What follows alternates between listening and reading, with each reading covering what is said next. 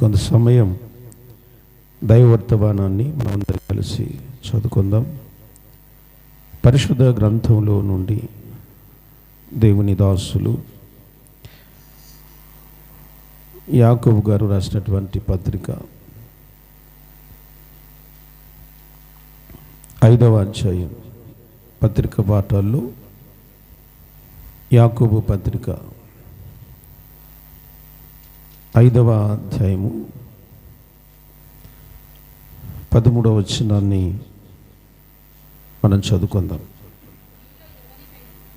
మీలో ఎవనికైనను శ్రమ సంభవించిన అతడు ప్రార్థన చేయవలెను. చాలు, మంచిది. సమయంలో జాగ్రత్తగా దేవుని మాటలు వినాలి. చదవబడినటువంటి ఈ శ్రేష్టమైన దైవవాక్యంలో ఒక మంచి మాట మనం చూస్తున్నాం. మీలో ఎవనికైనను శ్రమ కలిగిన లేక సంభవించిన అతడు ప్రార్థన చేయవలెను. గత వారంలో కూడా మనం ప్రార్థన గురించి డిస్కస్ చేశాం. మీకు ఎంతమందికి ఐడియా ఉంది? గత వారం మన ప్రార్థనలు వినకపోవటానికి కారణం ఏంటి, లేక నెరవేరకపోవటానికి కారణం ఏమిటి? ఒకవేళ మీరు లాస్ట్ వీక్ మెసేజ్ వినకపోతే యూట్యూబ్ ఛానల్లో నేను అప్లోడ్ చేయడం జరిగింది, మీరు వినొచ్చు. మన ప్రార్థనకు ఎందుకు జవాబు రావట్లేదు అని 3 సంగతులు మీకు వివరించడం జరిగింది. బై మిస్టేక్ ఇక్కడ ఉండి కూడా వినకపోయి ఉంటే, ఇక్కడ ఉండి కొందరు మనసులో ఏదో బాధలో ఉండి వినిండరు.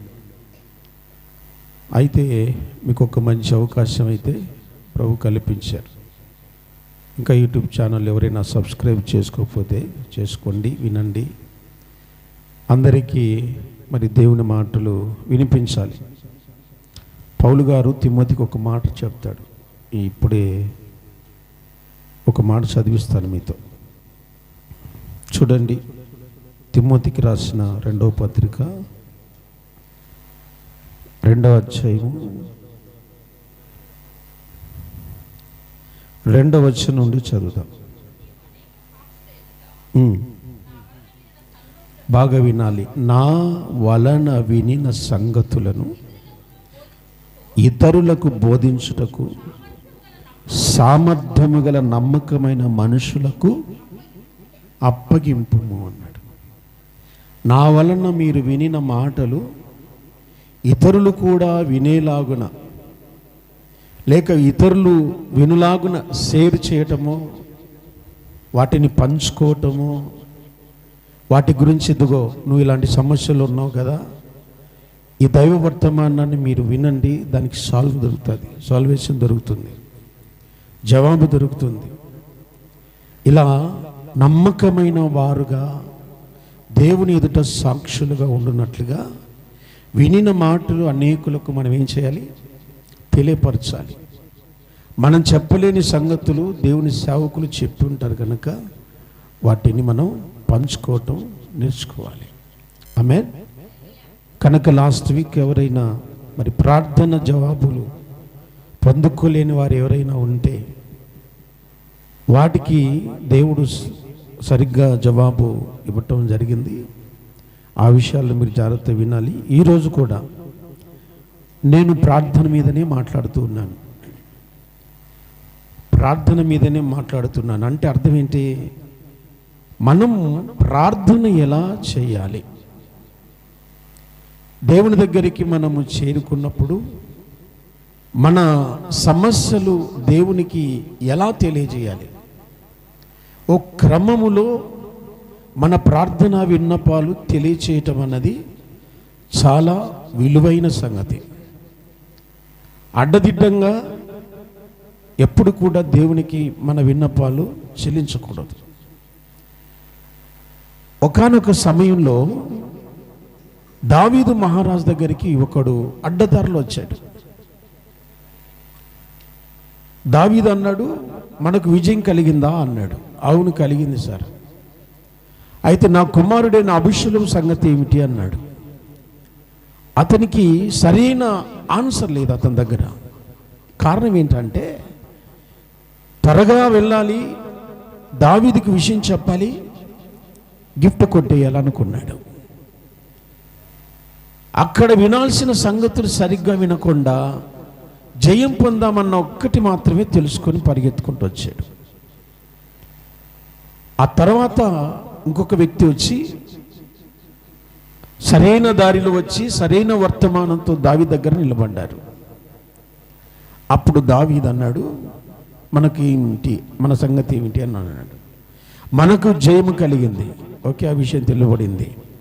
నా కుమారుడైన అభిషేకం సంగతి ఏమిటి అంటే, నీ కుమారుడైన అభిషేకం కూడా శత్రుల యొక్క పరిస్థితుల్లో పడిపోయాడు, అంటే చనిపోయాడని చెప్పారు.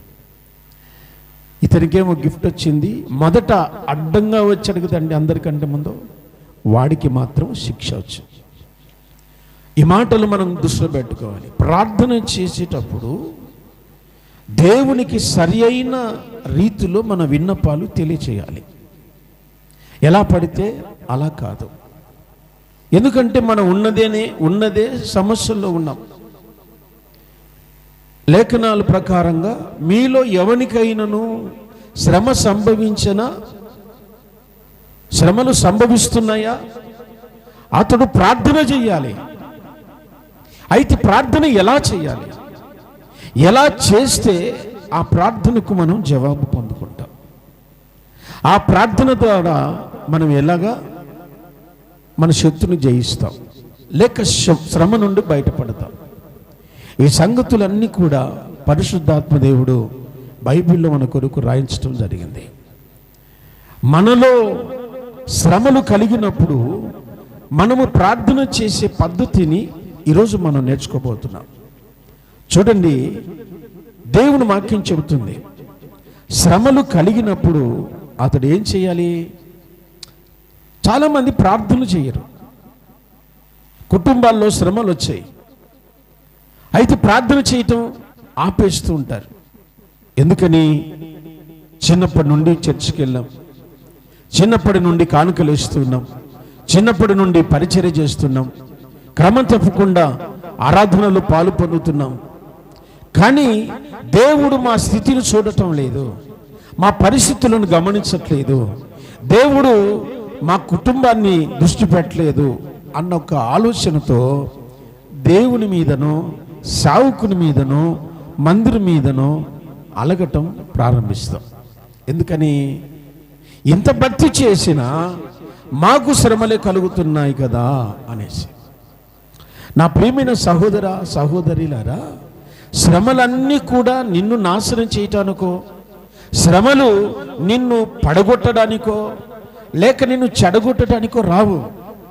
అర్థమైందా? శ్రమలు నీకు ఆశీర్వాదాలను ఎలా పొందుకోవాలో నీకు నేర్పిస్తాయి. ఆమేన్, హల్లెలూయా. శ్రమలో దేవుని ఎలా చేరుకోవాలో మనకు నేర్పిస్తాయి.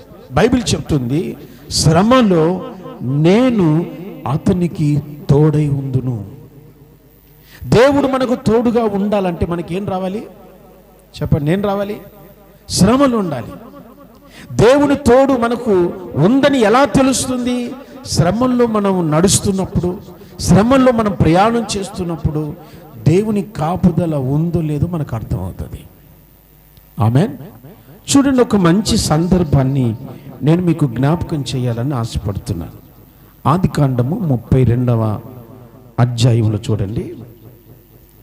ఆదికాండము 32వ అధ్యాయము 9వ వచనం నుండి మనం చదువుకుంటూ వస్తాం. తప్పులు లేకుండా అందరికి అర్థమయ్యే రీతిగా చదివే పాట అయితేనే చదవండి, లేకపోతే నేనే చదువుతాను. అప్పుడు యాకోబు, నా తండ్రి అయిన అబ్రహాము దేవా, నా తండ్రి అయిన ఇస్సాకు దేవా, ఈ దేశమునకు నీ బంధువుల యొద్దకు తిరిగి వెళ్ళము, నీకు మేలు చేసేదని నాతో చెప్పిన యెహోవా, నీవు నీ సేవకుని చేసిన సమస్తమైన ఉపకారములకును సమస్తమైన సత్యమునకును అపాత్రుడను.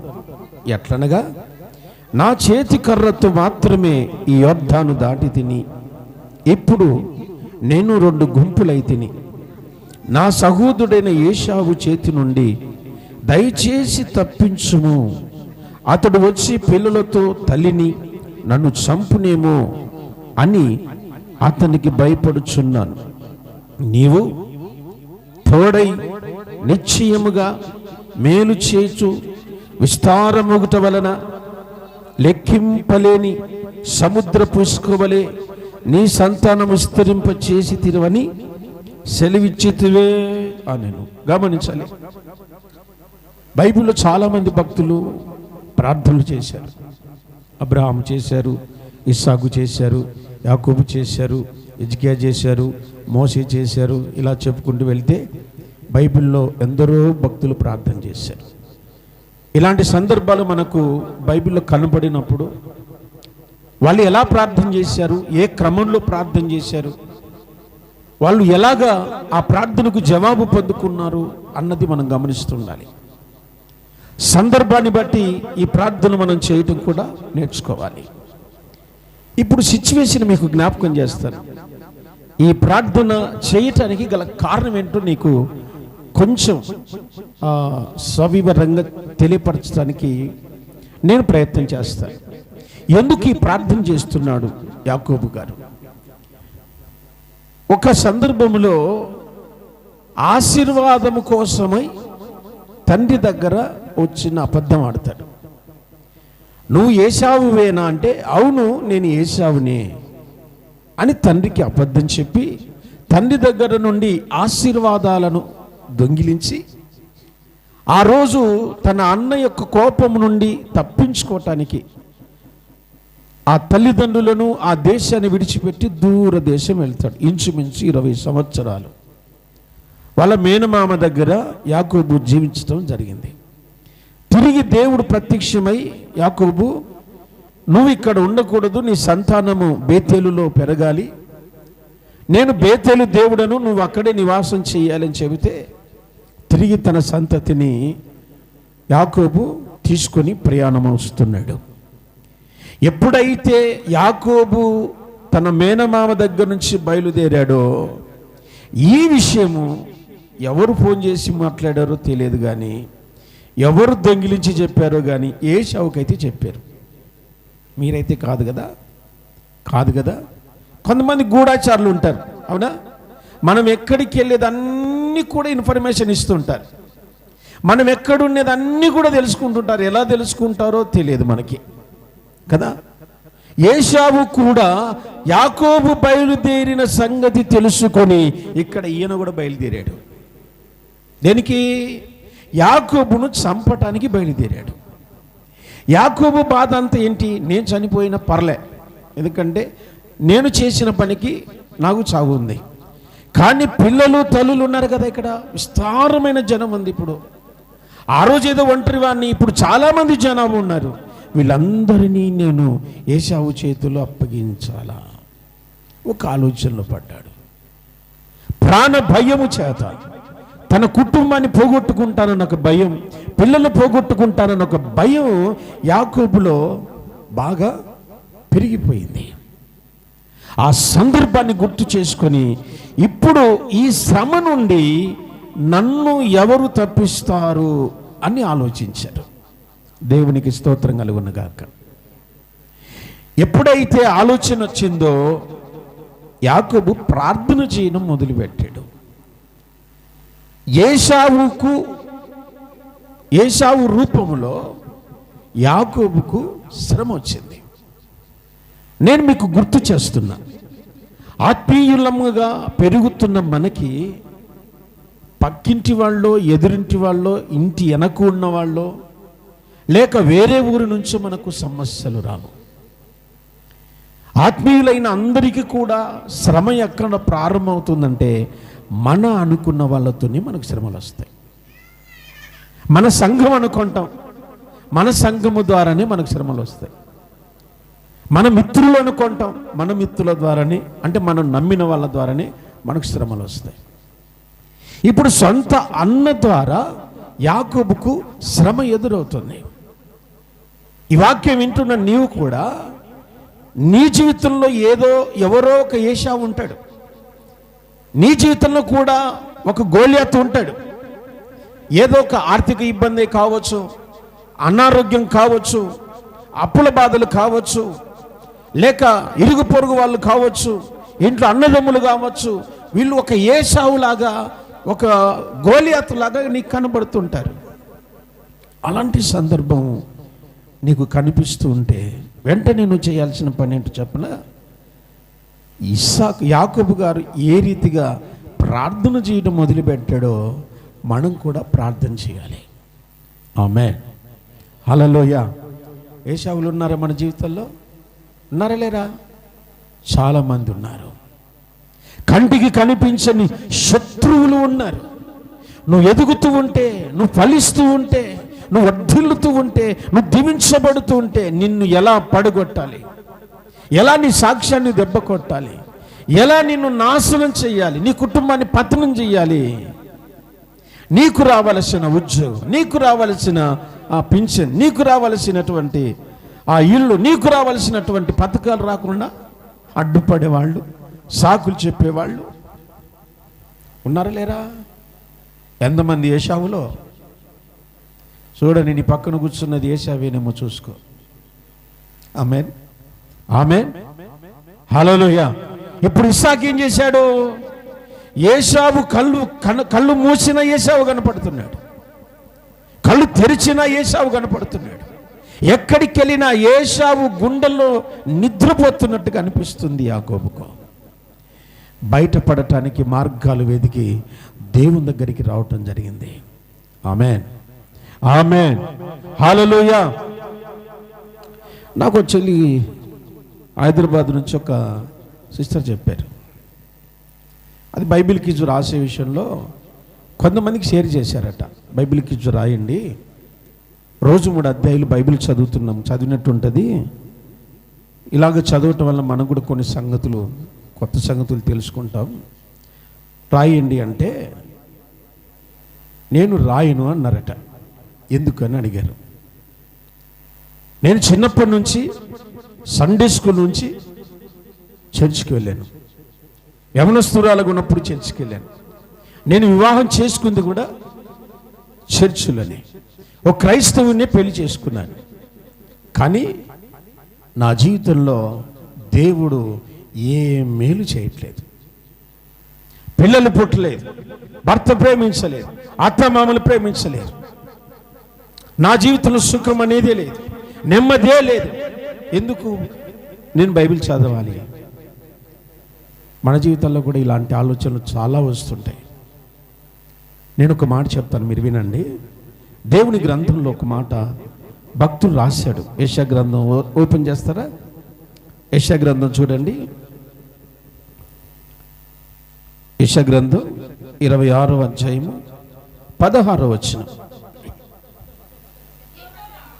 యెహోవా శ్రమలో వారు నిన్ను తలంచుకొనిరి, నీ శిక్ష వారి మీద పడినందున వారు విశేషముగా నీకు ప్రార్థన చేసిరి. స్తోత్రం చెప్పండి, మళ్ళీ చెప్పండి. ఎంత మంచి మాట. శిక్ష, నీ శిక్ష వారి మీద పడింది.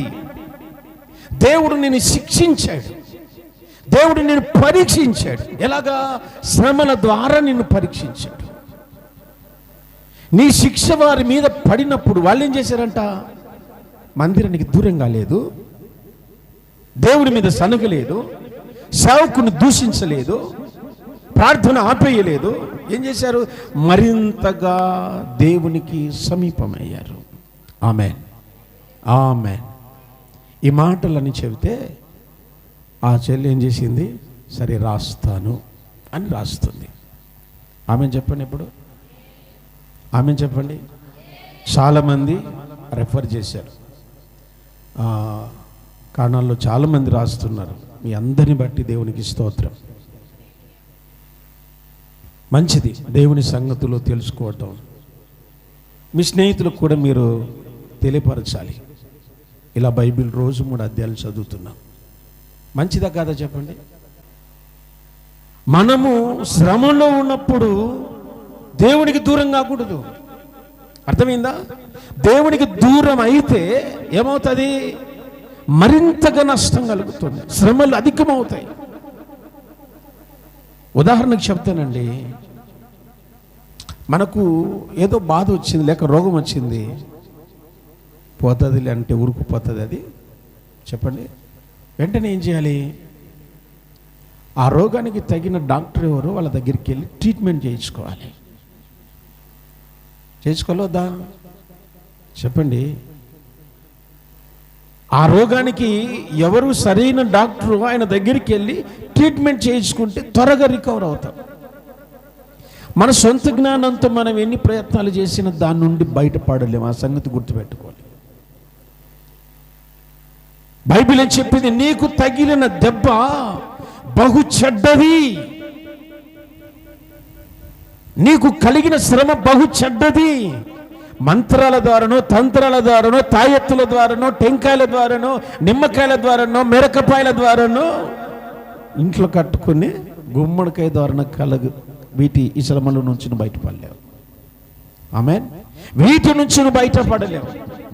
దీనికి సరైన సొల్యూషన్ ఎక్కడ దొరుకుతుందో అక్కడికి వెళ్ళటం నువ్వు నేర్చుకోవాలి. బైబిల్ చెప్పింది, యెహోవా శ్రమలలో వారు నీకు ప్రార్థన చేసిరి. చదవండి మరొకసారి ఆ మాట. యెహోవా శ్రమలో వారు నిన్ను తలంచుకొని నీ శిక్ష వారి మీద పడినందున వారు మరింతగా నీకు ప్రార్థనలు చేసిరి. స్తోత్రం చెప్పండి. హల్లెలూయా, హల్లెలూయా. నీ కుటుంబంలో తీరని శిక్ష నీకు పడింది. నువ్వు అనుకోని శిక్ష నీకు పడింది, నీ కుటుంబం మీద పడింది. దేవుని మీద అలగటం మానే, దేవుని మీద సనగటం మానే. చిన్నప్పటి నుండి యవ్వన కాలంలో పరిచర్య చేసావు, కానుకలు ఇచ్చావు, మందిరానికి నడిచావు, బల్లలో చేయి వేస్తున్నావు, క్రమం తప్పకుండా ప్రార్థనలు కూడా చేస్తున్నావు. అయినా శిక్ష ఎందుకు పడిందో తెలుసా? నువ్వు మరింతగా దేవునికి సమీపము కావటానికి. ఆమేన్. మరణ భయము చేత యాకోబు పారిపోలేదు. ఇక్కడ ఉంటే మా అన్నయ్య వచ్చి నన్ను చంపేస్తాడు, నా పిల్లల్ని చంపేస్తాడు, నా భార్యలు చంపేస్తాడు, నాకు కలిగిన పశుపక్షాదులను తీసుకెళ్తాడు. దేవునికి ప్రార్థన చేయడం నేర్చుకున్నాడు. ఆమేన్. ఎలా చేశాడో ఇప్పుడు చూద్దాం. మనం ఎలా చేశాడో చూడండి. ఎందుకంటే నీవు ప్రార్థన చేసినప్పుడు దేవుడు నీ ప్రార్థన వినాలి అంటే ఒక క్రమం ఉండాలి. ఆ క్రమములో దేవుని దగ్గర నువ్వు ప్రార్థన చేయాలి. ఆమేన్. మొదటి యాకోబు ప్రార్థన చేసినప్పుడు ఏం చేశాడంటే, నా తండ్రివైన అబ్రహాము దేవుడా, సాకు దేవుడా అని మొదలుపెట్టాడు. తెలుసా? ఆరంభం ఎలాగుండాలి? ఆయనను గణపరుస్తూ ఉండాలి, ఆయనను గణపరచాలి.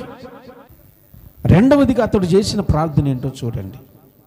పరిశుద్ధ గ్రంథంలో మీరు చూడండి,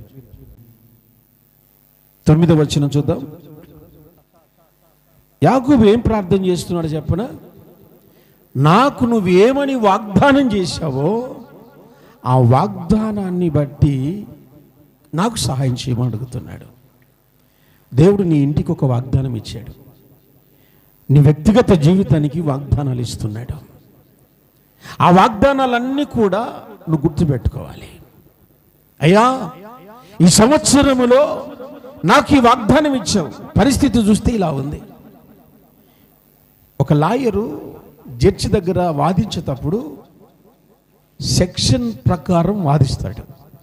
ఫలానా సెక్షన్ 103 104 204 కదా, 108 104 చెప్తారు చెప్పడా? సెక్షన్ లేకుండా వాదిస్తే ఆ యొక్క వాదనకు వాల్యూ ఉండదు. జడ్జి ఆ వాదనను ఒప్పుకోడు. నీవు కూడా వాగ్దానం అనే సెక్షన్ దేవుని దగ్గర పెట్టాలి.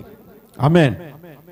ఇదిగో మీ ఎదుటి ఇన్ని వాగ్దానాలు ఉన్నాయి, నీ బైబిల్లో ఇన్ని వాగ్దానాలు ఉన్నాయి, నీ ఇంట్లో ప్రతి క్యాలెండర్లో వాగ్దానాలు ఉన్నాయి. నీవు నీ ఇంటికి తగిలించుకున్న ఫ్రేములలో వాగ్దానాలు ఉన్నాయి. ఆ వాగ్దానాలను జ్ఞాపకం చేసుకుని, ఇలా చెప్పబడింది కదా నాయన, బైబిల్లో రాయబడింది కదా, ఇదిగో అడుగుడి మీకు ఇవ్వబడును అన్నావు కదా. జ్ఞానం లేకపోతే యాకోబు పత్రిక 1:5 మీకు మీలో ఎవరికైనా జ్ఞానము తక్కువ అంటే వాడు దేవుణ్ణి అడగవలని ఉంది కదా. నేను అడుగుతున్నాను, ఈ వాగ్దానాన్ని ఈ సెక్షన్ ప్రకారం నాకు నువ్వు సహాయం చేయాలి. ఆమేన్. చెప్పండి యేసయ్యకు. నిన్ను బట్టి దేవుడు సహాయం చేయడం, గుర్తుపెట్టుకో. నిన్ను బట్టి దేవుడు సహాయం చేయడం, నువ్వు చేసే ఆ వాగ్దానాన్ని బట్టి, తన మాటను బట్టి ఆయన నీ ప్రార్థనకు జవాబిస్తారు. ఆమేన్, ఆమేన్. నీకు దేవుడు చేసిన ప్రమాణాన్ని బట్టి దేవుడు నీకు సహాయం చేస్తాడు. దేవుడు నీ కుటుంబానికి ఇచ్చిన వాగ్దానాన్ని బట్టి దేవుడు నీకు సహాయం చేస్తాడు. నువ్వు వాగ్దానాలు లేకుండా ఎన్ని గంటలు ప్రార్థన చేసినా అది ప్రయోజనకరమైంది కాదు. రోగం వచ్చింది, డాక్టర్లు కూడా చేతులు ఎత్తేసారు. స్వస్థపరచు యెహోవాను నేనే అన్నావు. బలహీనతలు ఉన్నాయి, పోలేదు. లూకాసు వార్తలు అంటాడు కదా, నీ బలహీనత నుంచి నువ్వు విడుదల పొంది ఉన్నావు. ఆమేన్. చెప్పండి, చెప్పండి, మళ్ళా చెప్పండి. హల్లెలూయా, హల్లెలూయా. వాగ్దానాలు లేకుండా నువ్వు ప్రార్థన చేస్తున్నావేమో. శిక్షలు లేకుండా కేసు గెలవటం అసాధ్యం. దేవుని దగ్గర వాగ్దానాలనే పెట్టి ప్రభు సన్నిధిలో ప్రార్థించడం నేర్చుకోవాలి. అందుకే నువ్వు ప్రతిరోజు బైబిల్ చదివితే వాగ్దానాలు నీకు అర్థమవుతాయి. ప్రార్థన ఏంటో నీకు అర్థమవుతుంది. వాగ్దానాల యొక్క విలువ ఏంటో నీకు అర్థమవుతుంది. అన్నిటికంటే ముఖ్యంగా దేవుడు ఆయన వాక్యమునకు విలువ ఇచ్చాడట. భక్తుడైన కీర్తనకారుడు రాసిన మాట అది. ఆయన నామం కంటే గొప్పది ఏమిటి అంటే వాక్యం. చప్పలు కొట్టి ప్రభుని కనపరచండి. దేవునికి స్తోత్రం. భూమి ఆకాశము గతించును గాని దేవుని మాట పొల్లైనను సున్నైనను తప్పిపోదు. అంటే ఏమిటి? వాగ్దానాన్ని ప్రభు దగ్గర పెడితే ఆ వాగ్దానాన్ని బట్టి, నీ నీతిని బట్టో, నీ భక్తిని బట్టో, నువ్వు చేసిన పరిచర్యను బట్టో దేవుడు సహాయం చేయడు. ఆయన చెప్పిన మాటను బట్టి ఆయన నీ ప్రార్థనకు జవాబిస్తారు. ఆమేన్, ఆమేన్.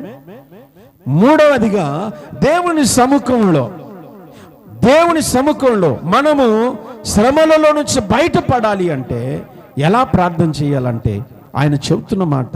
యాకోబు భక్తుడు చేసిన ప్రార్థన చూడండి, 10వ వచనం చూద్దామండి. నీవు నీ సేవకునికి చేసిన సమస్తమైన ఉపకారములకును సమస్త సత్యమునకును అపాత్రుడను. ఎట్లనగా నేను కర్రతో మాత్రమే యొర్దానును. చూడండి, యాకోబు ఏం గుర్తు చేసుకుంటున్నాడో చెప్పనా? తనకు కలిగిన స్థితి దేవునికి చెప్పలా. శ్రమ, మనం ఎప్పుడెప్పుడు మన సమస్య చెబుదామా అని ఆలోచిస్తుంటాం. ప్రార్థన చేసేటప్పుడు తొందరపాటు మంచిది కాదు, గుర్తుపెట్టుకోండి. యాకోబు ఎలా చేస్తున్నాడు? గడిచిపోయిన సంగతులన్నీ కూడా దేవునికి గుర్తు చేస్తున్నాడు. గడిచిపోయిన సంగతులన్నీ కూడా గుర్తు చేస్తున్నాడు. ఎలా గుర్తు చేసుకున్నాడు? అయ్యా, నేను ఒంటరిగా ఉన్నప్పుడు, అరణ్యములో కారణ్యములో ఒంటరిగా ఉన్నప్పుడు, అదిగో ఆ ఆకాశం నుండి ఇలాగ కిందికి మెట్ల నుంచి దిగి వచ్చావు. దేవదూతలను పంపి నాతో మాట్లాడావు. నీకు తోడై ఉంటాను, కుడి ఎడమలకును ఉత్తర దక్షిణకును నిన్ను నేను విస్తరింపజేస్తాను, ఆకాశ నక్షత్రాలని సంతానం చేస్తానని నువ్వు చెప్పి, నేను ఊరు కాని ఊరు, దేశం కాని దేశం వెళితే అక్కడ నాకు తోడై ఉండి, వాళ్ళు నన్ను మోసం చేసినా, వాళ్ళు నన్ను అపార్థం చేసుకున్నా, నాకు తోడై ఉండి నన్ను అభివృద్ధి పరిచి గొప్పవాణ్ణి చేశావు. నేను వెళ్ళింది కర్రతో వెళ్ళాను, ఇప్పుడు సైన్యంతో వచ్చాను. ఆమేన్, హల్లెలూయా. నేను వెళ్ళింది కర్రతో, ఒంటరిగా వెళ్ళాను, ఇప్పుడు సైన్యంతో వచ్చాను. అంటే నా బ్రతుకు దినములో నువ్వు చేసిన మేలులన్నీ నేను గుర్తు చేసుకున్నా. ఇది పెద్ద సమస్య కాదు నీకు. ఆమేన్. నీ జీవితంలో దేవుడు ఎన్నో మేలు చేశాడు. ఈరోజు నీకు వచ్చిన శ్రమ చాలా చిన్నది. అర్థమైందా? గొప్ప గొప్ప ప్రమాదాల నుంచి నిన్ను తప్పించాడు. అపాయకరమైన స్థితి నుంచి నిన్ను విడిపించాడు. ఇప్పుడు చిన్న చిన్న దానికి నువ్వు చెల్లించిపోతున్నావు. అర్థం చేసుకోండి. దేవుని సన్నిధిలో మనము మోకరించినప్పుడు గడిచిపోయిన భయంకరమైన సంఘటనలన్నీ కూడా ప్రభు దగ్గర పెట్టడం మనం నేర్చుకోవాలి. ఆమేన్. నీ జీవితంలో ఎన్నో మేలు చేశాడు కదా. అవన్నీ కూడా అయ్యా పలానా స్థితిలో ఉన్నప్పుడు నన్ను ఇలాగ నడిపించావు, అయ్యా నీకు స్తోత్రం. నేను యోగ్యుడని కాకపోయినా నాకు ఈ స్థితినిచ్చావు. మనము శ్రమలలో నుంచి బయటపడాలి అంటే యాకోబు చేసిన ప్రార్థన 5వ వచనం చదువుదామా? నాకు పశువులు, గాడిదలు, మందలు, దాసి జనమును కలరు. నీ కటాక్షం నా యందు కలుగునట్లుగా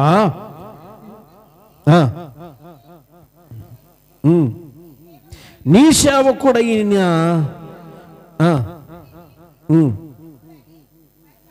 గమనించాలి.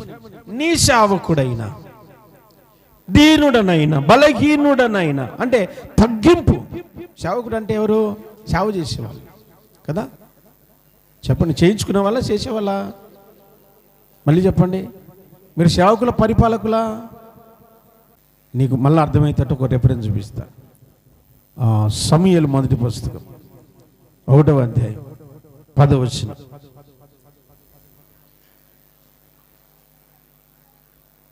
ఆ తల్లి చేసిన ప్రార్థన మనకు కనబడుతుంది. అన్నమ్మ చేసిన ప్రార్థన. ఎన్నిసార్లు సేవకురాలని ఎందుకు ఒకసారి చెప్పండి. అక్కడ ఎన్నిసార్లు ఉంది కానీ బైబిల్లో? ఏదో 2 అంటే మళ్ళా స్తోత్రం చెబుదాం, మళ్ళీ చెబుదాం. హల్లెలూయా. మీరు చెప్పండి, పరిపాలకుల, సేవకుల? మీరు మళ్ళీ చెప్పండి. ఎస్. ప్రార్థనా పరులందరూ సేవకులై ఉండాలి. ప్రార్థన ఫలము నువ్వు కావాలి అంటే, ప్రార్థనకు నీవు జవాబు పొందాలి అంటే, శ్రమలో నుంచి నువ్వు తప్పించబడాలి అంటే నీవు సేవతత్వం కలిగి ఉండాలి. పరిపాలకులంటే పాలించేవాళ్ళు, సేవకులంటే సేవ చేసేవాళ్ళు. సేవ చేసేవాళ్ళు అంటే ఏంటి? దీన మనస్సు కలిగిన వాళ్ళు సేవకులు. ఆమేన్, ఆమేన్. యెషయా గ్రంథం 57వ అధ్యాయం 15వ వచనం చూడండి. బైబిల్ ఏం చెప్తుందో గమనించండి, ఒకసారి చదవండి. 17వ వచనం, 57, 15వ వచనం. మహాగణుడును మహోన్నతుడును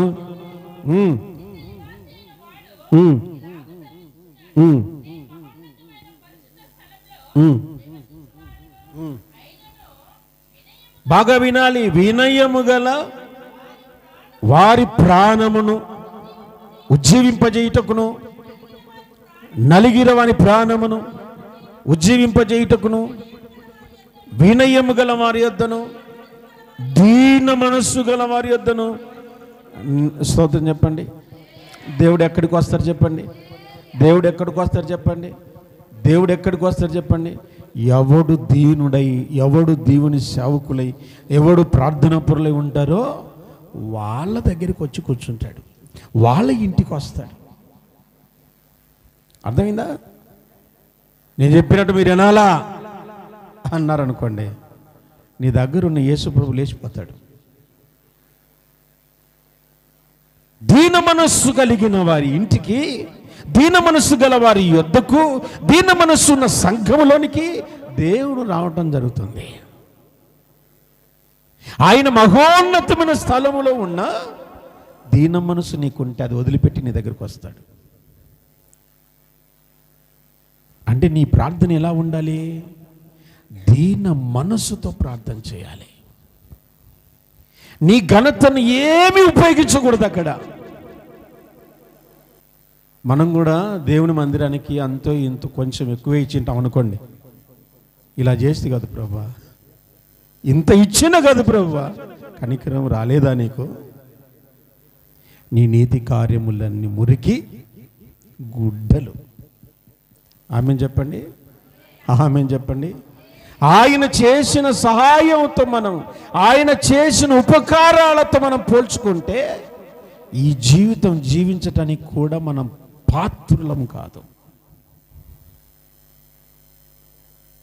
పాత్రులమండి? ఎక్కడో ఎప్పుడో రాలిపోవలసిన వారు, ఎప్పుడో రాలిపోవలసిన వారు. మనకంటే మంచి వాళ్ళు కూడా ఈ లోకాన్ని విడిచి వెళ్ళిపోయారు. వెళ్ళారా లేదా? మనం మంచి వాళ్ళమని బ్రతికున్నాం అనుకుంటున్నారా?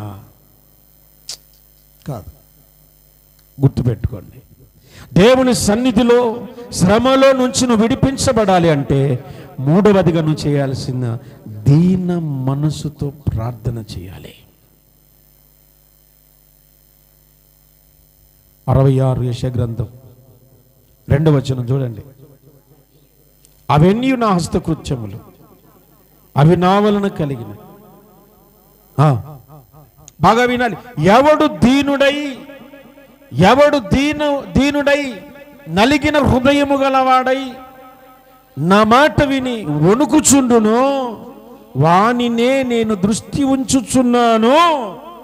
ఎవడు దీనుడై ఉంటాడో వాని మీదనే కను దృష్టి నిలుపుతాడు. మిగతా వాళ్ళ మీద దేవుడు దృష్టి నిలపలేడు కూడా.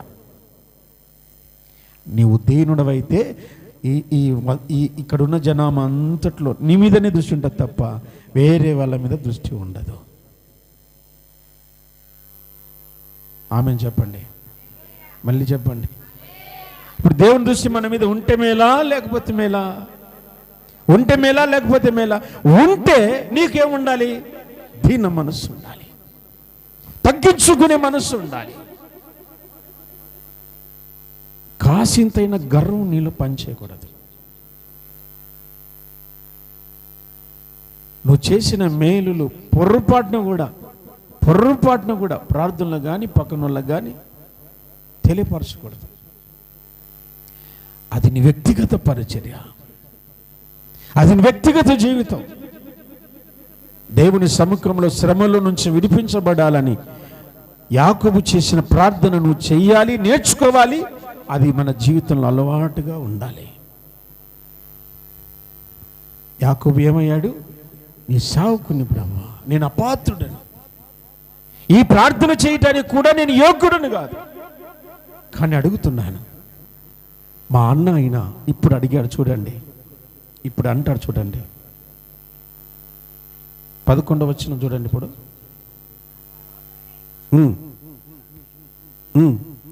దయచేసి నన్ను తప్పించును. స్తోత్రం చెప్పండి. అది అంటే తన పరిస్థితి ప్రమాదకరంగా ఉన్నా ఈ సంగతి ముందు చెప్పలేదు దేవునికి. ఏది చేయాలో, ఎలా ప్రభుకు విన్నవించుకోవాలో అలా నేర్చుకుంటూ అలా చెబుతూ ఫైనల్గా ఒక మాట చెబుతున్నాడు.